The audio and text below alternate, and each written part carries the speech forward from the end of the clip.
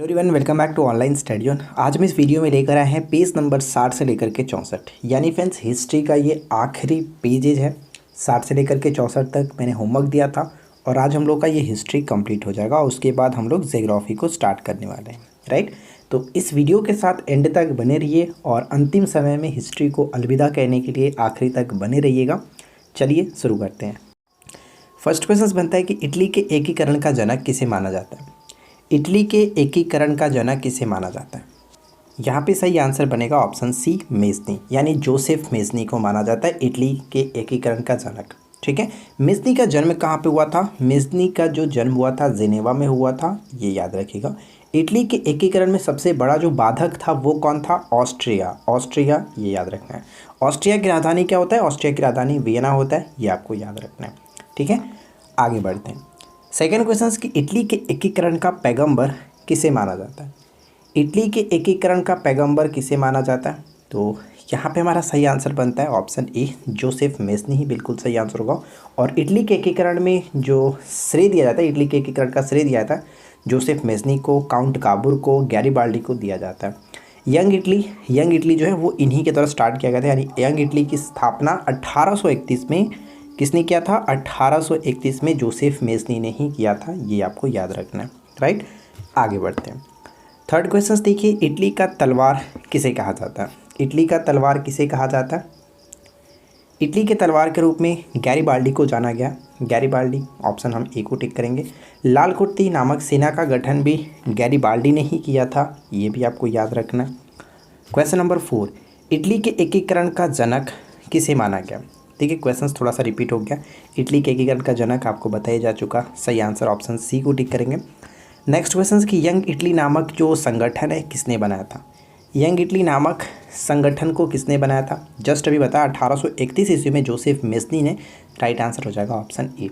ठीक है, आशा करते हैं कि आप लोग को ये वीडियो अच्छा लगेगा। इससे पहले कि अगर आपने बाकी के वीडियो को नहीं देखा है तो मैं आपको रिकमेंड करूँगा कि हिस्ट्री को कब अच्छी तरीके से देख लीजिए, क्योंकि एंसेंट हिस्ट्री का मैंने पार्ट बाय पार्ट करा दिया, साथ ही साथ पूरा MCQ भी लाया था जो कि मास्टर वीडियो कह सकते हैं, करीब 1 घंटे का था। मेडावल हिस्ट्री को भी हम लोग कंप्लीट कर चुके हैं। मेडावल हिस्ट्री में पार्ट बाय पार्ट कराया, उसके बाद आपको मास्टर वीडियो दिया। अब इसके बाद हम यहाँ पे मॉडर्न हिस्ट्री का भी जितने भी क्वेश्चन आपको कराए गए अब तक मॉडर्न हिस्ट्री में लूसेंट सब्जेक्टिव से, उन सभी को कंबाइन करके हम एक मास्टर वीडियो आपके सामने रख देंगे ताकि एग्जाम्स के टाइम पे आप रिविजन्स भी कर सको, राइट। और इसके बाद हम लोग बात करेंगे ज्योग्राफी, जो कि मैं आपको स्टार्ट करने वाला, बीच में बताऊंगा कि कहाँ से कहाँ तक आपको पढ़ के आना है, कहाँ से पढ़ना है। ठीक है, चलिए आगे बढ़ते हैं। लेकिन आगे बढ़ने से पहले एक छोटा सा रिक्वेस्ट करूँगा कि ये वीडियो अगर आपको पसंद आए तो प्लीज़ वीडियो को लाइक करिएगा, दोस्तों के साथ शेयर करिएगा। आज के इस वीडियो का लाइक्स का एम रखते हैं 350 लाइक्स का, क्योंकि आज अंतिम वीडियो है हिस्ट्री का, तो आप इसे अच्छे तरीके से अलविदा कहिए। 350 लाइक्स करिए, साथ ही साथ चैनल को सब्सक्राइब करके रखिए ताकि आने वाली वीडियो की नोटिफिकेशन आपको मिलती रहे। नेक्स्ट क्वेश्चन कह रहा है कि निम्नलिखित में से कौन सा कथन सत्य है। निम्नलिखित में से कौन सा कथन सत्य है। पहला क्वेश्चन, सेडान का युद्ध 15 जुलाई 1870 को हुआ था। 15 जुलाई 1870 बिल्कुल सही है। किसके किसके बीच हुआ, तो फ्रांस और प्रसा के बीच हुआ था। ये पॉइंट यहाँ पे देखिए जो कि बिल्कुल सही है। फ्रांस और प्रसा के मध्य हुआ, यानी दोनों के दोनों पॉइंट सही है। C will be right answer. Question number 7, England की गौरवपूर्ण क्रांति किसके शासनकाल में हुई थी। इंग्लैंड का गौरवपूर्ण जो क्रांति हुआ था किसके शासनकाल में हुआ था, ये आपको बताना है। यहाँ पे सही आंसर क्या बनेगा, ऑप्शन बी, जेम्स द्वितीय के समय में हुआ था। जेम्स द्वितीय के समय में, और हुआ कब था, 1688 में। 1688 में हुआ था, ये याद रखना है। वाटरलू युद्ध कब हुआ था। वाटरलू का युद्ध कब हुआ, ये क्वेश्चंस बहुत बार पेपर में पूछा गया। 1815। 1815 ऑप्शन ए। फ्रांस में जुलाई क्रांति कब हुई थी। फ्रांस में जुलाई क्रांति कब हुई थी। इस प्रश्न का करेक्ट आंसर बनता है ऑप्शन बी, 1830 में हुआ था जुलाई क्रांति, 1830। ठीक है। क्वेश्चन नंबर 10, सामाजिक संविदा यानी कि द सोशल कॉन्ट्रैक्ट जो है नामक पुस्तक किसने लिखी थी। सामाजिक संविदा, अक्सर ये क्वेश्चन इस तरह से पूछा जाता है, सोशल कॉन्ट्रैक्ट पुस्तक किसने लिखा था।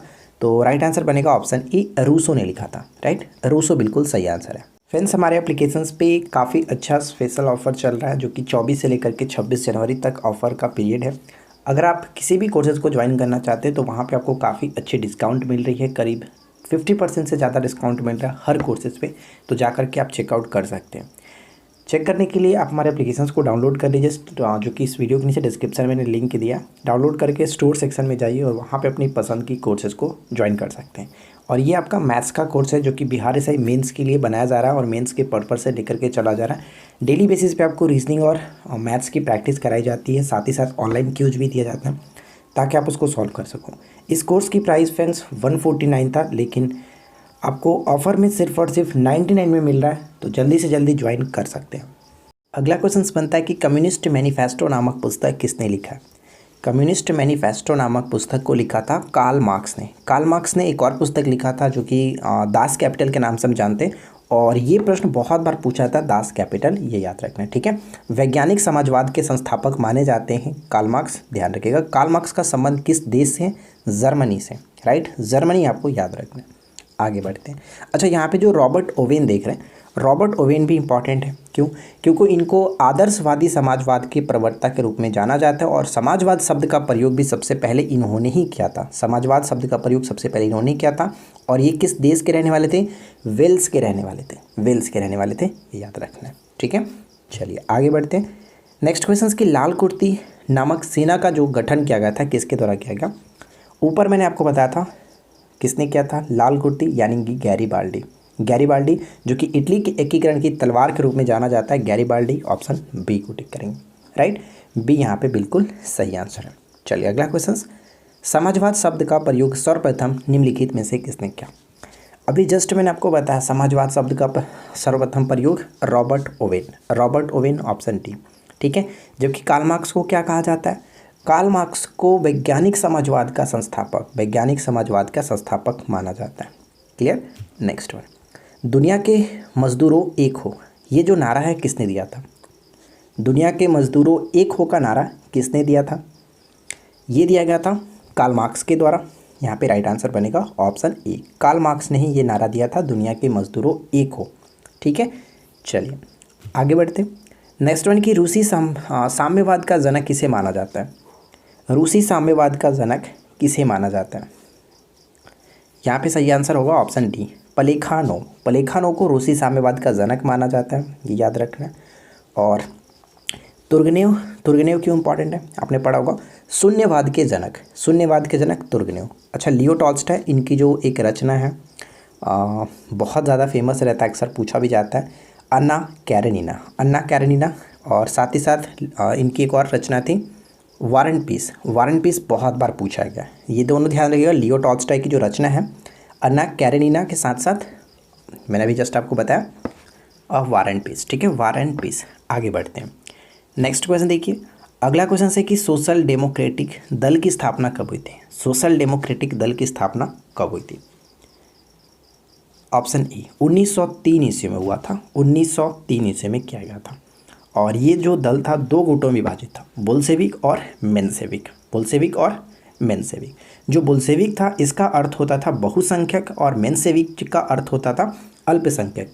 जो लेनिन था, लेनिन बोल्शेविक दल का ही नेता था। अक्सर क्वेश्चंस भी पूछा जाता है कि लेनिन किस दल का नेता था? बोल्शेविक दल का नेता था।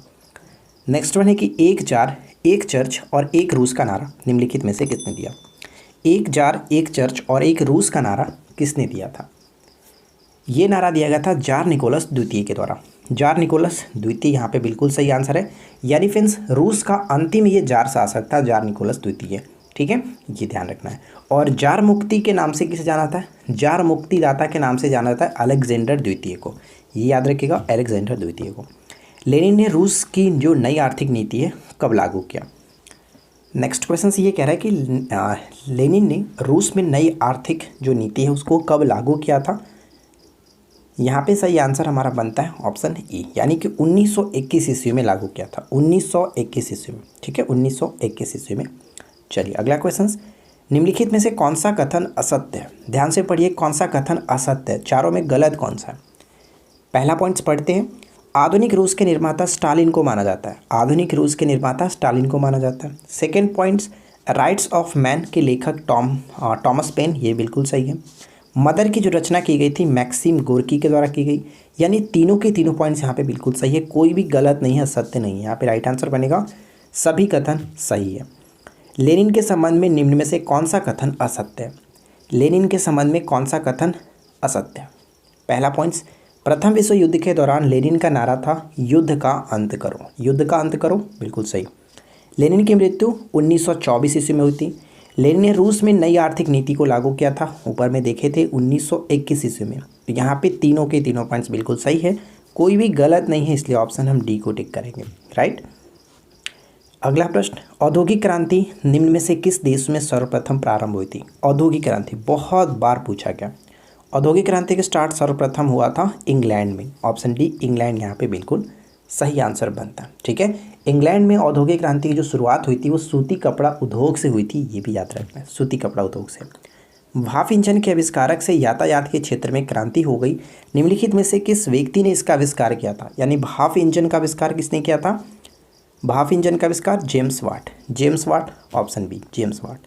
औद्योगिक क्रांति शब्द का प्रयोग अंग्रेजी के किस विद्वान ने पहली बार किया था? औद्योगिक क्रांति का प्रयोग, शब्द का प्रयोग सबसे पहले किस अंग्रेजी के विद्वान ने किया था? तो राइट आंसर बनेगा option C, Arnold Toynbee. Arnold Toynbee, option C. Next one की स्पिनिंग जेनी का आविष्कार किसने किया? स्पिनिंग जेनी का आविष्कार किसने किया था? तो स्पिनिंग जेनी का आविष्कार किया गया था जेम्स हारग्रीव्ज। हारग्रीव्ज यहाँ पे राइट आंसर हो जाएगा ऑप्शन डी, जो कि 1765 ईस्वी में। ये सभी पॉइंट्स आपने पढ़ा होगा, बुक में दिया गया। और उसी के साथ साथ यहाँ पे जॉन की बात करें तो जॉन, इन्होंने तेज चलने वाला शटल का निर्माण किया। शटल, ये याद रखना है। चलिए, और एक क्वेश्चन जो कि उस लाइन में इंपॉर्टेंट था, सेफ्टी लैम्प। सेफ्टी लैम्प आपने पढ़ा होगा, सेफ्टी लैम्प, जो कि हेम्फ्री डेवी बहुत बार पूछा जाता है। चलिए आगे बढ़ते हैं। नेक्स्ट वन है कि औद्योगिक क्रांति की दौड़ में इंग्लैंड का प्रतिद्वंदी कौन था? औद्योगिक क्रांति की दौड़ में इंग्लैंड का प्रतिद्वंदी कौन था? वो था जर्मनी। सी को टिक करेंगे, जर्मनी। चलिए नेक्स्ट क्वेश्चन क्या है? दास कैपिटल की रचना किसने की थी? इस क्वेश्चन का राइट आंसर मैं नहीं बताऊंगा, कमेंट करके बताइए कि 26 का राइट आंसर क्या बनना चाहिए, ठीक है। दास कैपिटल की रचना किसने की थी, कमेंट करके बताइएगा। नेक्स्ट क्वेश्चन क्या है कि निम्नलिखित में से कौन सा कथन सही है? निम्नलिखित में से कौन सा कथन सही है? पहला पॉइंट कि सप्तवर्षीय युद्ध इंग्लैंड एवं फ्रांस के बीच हुआ था। इंग्लैंड एवं फ्रांस के बीच हुआ, बिल्कुल सही है। गुलाबों का युद्ध इंग्लैंड में ही हुआ था, ये भी सही है। गुलाबों का युद्ध इंग्लैंड में। इंग्लैंड में जो गृह युद्ध हुआ वो 7 वर्षों तक चला था, ये भी बिल्कुल सही है, इसमें भी कोई दिक्कत नहीं। यहाँ पे ध्यान दीजिएगा, जो सप्तवर्षीय युद्ध हुआ था वो कब से कब तक चला? कब से कब तक? तो ये आपको याद रखना है, 1756 से लेकर के 1763 तक, ठीक है। 1763 तक ये याद रखना है, 1756 से 1763 ये याद रखना है, राइट। तो यहाँ पे तीनों के तीनों पॉइंट्स बिल्कुल सही है, ऑप्शन हम डी को टिक करें। अगला क्वेश्चन कि इंग्लैंड में गौरवपूर्ण क्रांति कब हुई थी? इंग्लैंड में गौरवपूर्ण क्रांति कब हुई थी? तो ऊपर बताया था आपको 1688 ईस्वी में, 1688, ऑप्शन बी। नेक्स्ट क्वेश्चन है कि प्रथम विश्व युद्ध की समाप्ति कब हुई? प्रथम विश्व युद्ध की समाप्ति कब हुई? प्रथम विश्व युद्ध स्टार्ट कब हुआ था? प्रथम विश्व युद्ध स्टार्ट हुआ था 28 जुलाई को, 28 जुलाई 1914 को, ठीक है, 1914 को। और ये समापन हुआ 11 नवंबर 1918 को, 11 नवंबर 1918 को। इसमें टोटल 37 देशों ने भाग लिया था, याद रखना, 37 देशों ने भाग लिया था।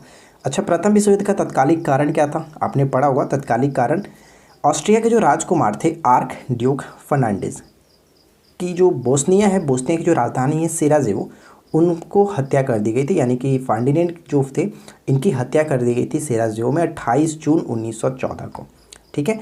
तो ये आपको याद रखना है। अगला क्वेश्चन है कि मोरक्को जो संकट है वो किस वर्ष आया था? मोरक्को संकट किस वर्ष आया था? मोरक्को संकट 1906 में, ऑप्शन ए 1906। पेरिस के शांति सम्मेलन की सबसे महत्वपूर्ण तथा विस्तृत संधि कौन सी थी? सबसे महत्वपूर्ण और विस्तृत संधि कौन सी थी? वर्साई की संधि। वर्साई की संधि यहाँ पे बिल्कुल सही आंसर होगा। कब हुआ था? 28 जून 1919 को, 28 जून 1919 को हुआ था। काला हाथ और संगठन या फिर मृत्यु संस्थाओं का संबंध किस देश से है? काला हाथ या फिर काला हाथ और संगठन या फिर मृत्यु का संबंध किस देश से है? तो यहाँ पे राइट आंसर होगा कि सर्बिया की जो गुप्तकारी क्रांतिकारी संस्था थी उसी को नाम दिया गया था काला हाथ, ऑप्शन बी। संपूर्ण पोलैंड पर जर्मनी का आधिपत्य कब स्थापित हो गया? जर्मनी का आधिपत्य कब स्थापित हो गया था? कब हुआ था? 27 सितंबर 1939, 27 सितंबर 1939, 27 सितंबर इंपॉर्टेंट है क्योंकि ये डेट ध्यान रखना है। 27 सितंबर को विश्व पर्यटन दिवस के रूप में भी मनाया जाता है। ठीक है, अगला क्वेश्चन, अमेरिका ने जापान में नागासाकी पर कब हमला किया था? अमेरिका ने जापान के नागासाकी पर परमाणु बम गिराया था। कब गिराया था? नागा से मतलब 9 अगस्त को गिराया गया था, 9 अगस्त 1945, जबकि 6 अगस्त 1945 को हिरोशिमा पर गिराया गया। ठीक है, जो नागासाकी पर गिराया गया था इसका बम का नाम क्या था? फैटमैन रखा गया था, फैटमैन, जबकि ये था आपका little boy. Right, next one, निम्नलिखित में से कौन सा कथन सही है? निम्नलिखित में से कौन सा कथन सही है? चारों पॉइंट्स को देखिए। पहला पॉइंट क्या है कि चीन के द्वार खोलने का जो श्रेय है वो ब्रिटेन को दिया जाता है, बिल्कुल सही। खुले द्वार की नीति का प्रतिपादक किसे माना था? जॉन हे को। चीन एशिया के मरीज के नाम से जाना जाता था, बिल्कुल सही है। यानी तीनों के तीनों पॉइंट सही है, तो राइट आंसर किसे गेस करेंगे? ऑप्शन डी को। उपरोक्त सभी कथन सही है। आगे बढ़ते हैं। देखिए यहाँ पे थोड़ा सा मिस्टेक है। यहाँ पे चीनी कम्युनिस्ट पार्टी, चीन की कम्युनिस्ट जो पार्टी है, चीन की कम्युनिस्ट पार्टी की स्थापना कब हुई थी? तो मैं यहाँ पे लिखता हूँ, चीन की कम्युनिस्ट पार्टी का जो स्थापना हुआ था वो कब हुआ था, बताइए। इसका स्थापना हुआ था 1921। अच्छा, ऊपर हम लोगों ने 1921 से संबंध में एक और क्वेश्चन देखा था लेनिन के संबंध में। लेनिन ने 1921 में क्या किया था? तो रूस में नई आर्थिक नीति को लागू किया था 1921 ईस्वी में। याद रखना, लेनिन की मृत्यु कब हुई थी? 1924 ईस्वी में। 1924 ईस्वी में लेनिन की मृत्यु हो गई थी। नेक्स्ट वन, 1911 में चीन की क्रांति का परिणाम क्या हुआ? 1911 में चीन की क्रांति का परिणाम क्या हुआ? तो चीन के क्रांति में ये हुआ कि यहाँ पे गणतंत्र शासन पद्धति की स्थापना की गई, गणतंत्र शासन पद्धति की स्थापना की गई, यानी ऑप्शन हम बी को टिक करेंगे। राइट, आगे बढ़ते हैं।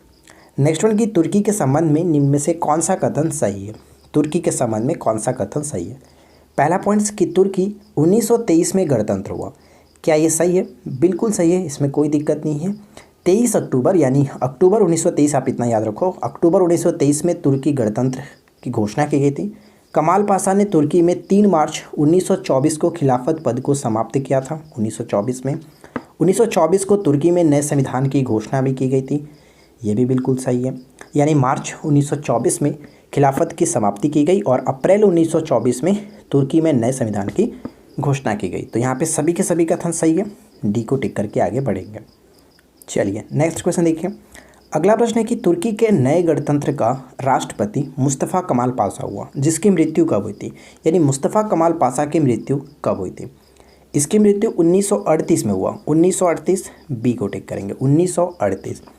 लुजान की संधि के संबंध में निम्न में से कौन सा कथन सही है? लुजान की संधि, चलिए बात करते हैं लुजान की संधि के बारे में। तो लुजान की संधि हुआ कब था?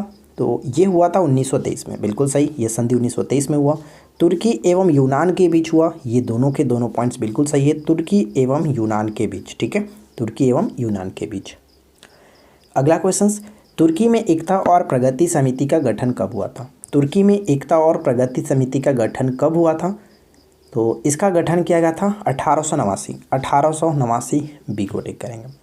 ड्यूस के नाम से किसे पुकारा जाता था? ड्यूस के नाम से किसे पुकारा जाता था? तो ध्यान रखना फ्रेंड्स कि ड्यूस के नाम से मुसोलिनी है, इसी को पुकारा जाता था। फासिज्म का जो उदय हुआ सर्वप्रथम इटली में हुआ था और इसी का ये जन्मदाता माना जाता था मुसोलिनी। अक्सर ये क्वेश्चन पूछा आता है कि मुसोलिनी का जन्म कहाँ पे हुआ था? तो ये रोमांगना में हुआ था, जो कि 1883 ईस्वी में। ठीक है, 1883 ईस्वी में, इसी को ड्यूस के नाम से जाना जाता था।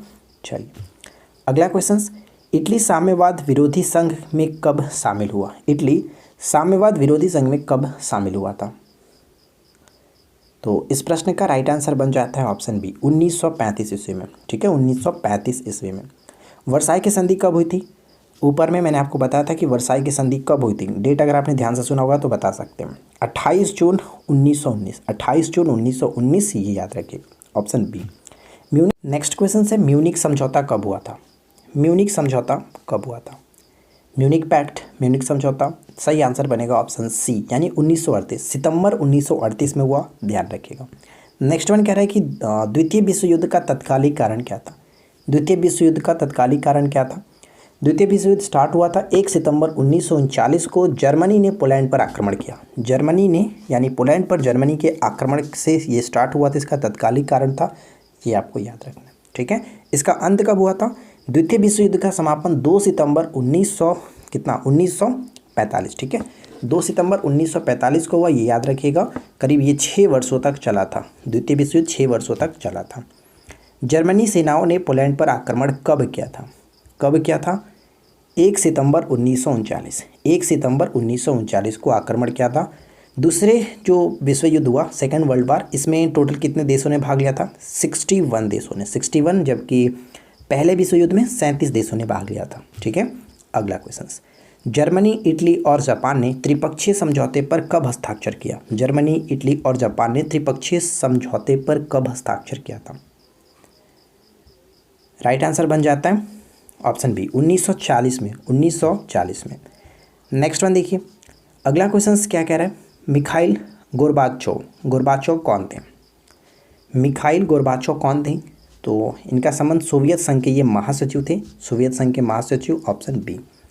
देखिए, आज के इस वीडियो का आखिरी प्रश्न है, लेकिन उससे पहले हम बात कर लेते हैं कि कल आपको क्या पढ़ करके आना है। तो जैसा कि मैंने बताया कि आपका ये हिस्ट्री कंप्लीट हो गया। लूसेंट सब्जेक्टिव से सारी हिस्ट्री हम लोगों ने कवर कर लिया, एंशिएंट, मिडाइवल और ये मॉडर्न हिस्ट्री, ठीक है। अब यहाँ पे आपको बता दूं कि ज्योग्राफी स्टार्ट कर रहे हैं हम लोग। ज्योग्राफी में आपको पढ़ करके क्या आना है? लूसेंट सब्जेक्टिव से 65 से 68 पेज नंबर तक आपको पढ़ के आना है। और कुछ क्वेश्चंस हम यहाँ पर एक्स्ट्रा भी इंक्लूड करने वाले हैं, ठीक है। क्योंकि हमारे एक व्यूवर हैं जो कि एक खास मित्र की तरह कह सकते हैं, पटना से बिलोंग करते हैं। उन्होंने कल कॉल करके कहा कि ज्योग्राफी सिर्फ लूसेंट से काम चलने वाला नहीं है। तो बिल्कुल उन्होंने सही कहा। उन्होंने कहा कि कुछ क्वेश्चंस इसमें एक्स्ट्रा इंक्लूड कर दीजिएगा अपने हिसाब से। तो हम थोड़ा सा क्वेश्चंस को कोशिश करेंगे कि लूसेंट से बाहर भी रखें, लेकिन ज़्यादातर क्वेश्चंस आपका लूसेंट से ही होगा, क्योंकि हम लोग ज़्यादातर फोकस करें लूसेंट को कंप्लीट करने के लिए। लूसेंट को आप एक बार कंप्लीट कर लेंगे तो उसके बाद हम लोग एक्स्ट्रा क्वेश्चंस को भी लगाएंगे, राइट। एनसीईआरटी को मैं स्टार्ट करूँगा, क्योंकि इस बार क्वेश्चंस ज़्यादातर एनसीईआरटी से पूछे और अलग अलग एग्जाम्स में एनसीईआरटी से ही क्वेश्चंस बनने जा रहे हैं। तो हमें भी अपना फोकस एनसीईआरटी पे करना है, ठीक है। तो पहले एक बार लूसेंट को कंप्लीट कर लेते हैं, क्योंकि इस बुक को साइड में रखना ऐसा बिल्कुल भी पॉसिबल नहीं है। क्वेश्चंस इसी से पूछे जाएंगे, ऐसा नहीं है कि नहीं पूछा जाएगा। तो पहले हम लूसेंट को कंप्लीट करेंगे, उसके बाद ही हम लोग कुछ और भी देखेंगे, लेकिन थोड़ा सा क्वेश्चंस हम इनमें इंक्लूड करेंगे, ऐसा नहीं है, ठीक है फ्रेंड्स। तो बस आज के इस वीडियो में इतना ही, लेकिन चलिए इस क्वेश्चन का राइट आंसर देख लेते हैं। एक राष्ट्र एक नेता का नारा निम्नलिखित में से किसने दिया था? एक राष्ट्र एक नेता का नारा किसने दिया था? सही आंसर हो जाएगा ऑप्शन बी, हिटलर ने। हिटलर ने, ऑप्शन हम बी को टिक करेंगे, ठीक है। यहाँ पे करेक्ट आंसर हो जाता है ऑप्शन बी, हिटलर। तो आशा करते हैं दोस्तों कि आप लोगों को ये वीडियो डेफिनेटली अच्छा लगा होगा। वीडियो कैसा लगा नीचे कमेंट करके बताइए, और क्या आप लोग सहमत हैं इस बात से, ये भी ज़रूर बताइएगा। आपकी राय क्या है आप कमेंट कर सकते हैं, ठीक है। और साथ ही साथ वीडियो पसंद आया तो प्लीज़ वीडियो को लाइक कर दीजिएगा। और आज का जो वीडियो का लाइक का टारगेट रखा गया 350 लाइक्स का, कंप्लीट करके जाइए। वीडियो को ज़्यादा से ज़्यादा दोस्तों के पास शेयर करिए, ताकि ज़्यादा से ज़्यादा बच्चे हमारे साथ जुड़े और हमें भी अच्छा लगे, ठीक है। तो चलिए मिलते हैं नेक्स्ट क्लास में। Thanks for watching, keep learning, have a good day.